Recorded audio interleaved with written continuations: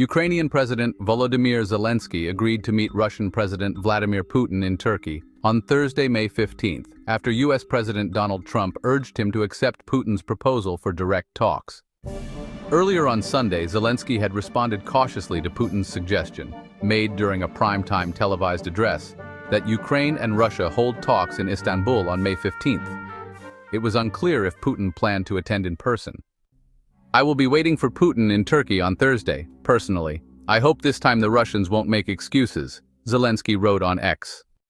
Putin's offer came hours after major European powers demanded in Kiev that Russia agree to a 30-day ceasefire or face stronger sanctions, a stance supported by Trump's Ukraine envoy, Keith Kellogg.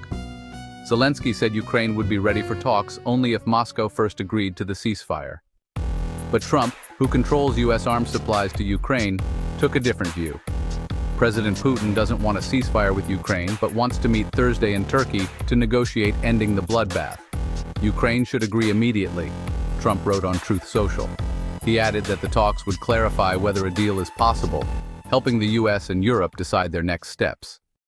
Putin sent Russian troops into Ukraine in February 2022, sparking a deadly conflict and the worst East-West tension since the Cuban Missile Crisis. Despite Russian advances, Putin has made few concessions. In his address, he called for direct negotiations without any preconditions. However, Kremlin aide Yuri Ushakov said the talks must consider a 2022 peace draft and the current situation, implying Kiev must accept neutrality and Russia's control over parts of Ukraine.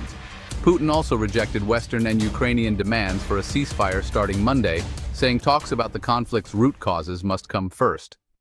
Trump, who has promised to end the war, responded to Putin's address by calling it a potentially great day for Russia and Ukraine.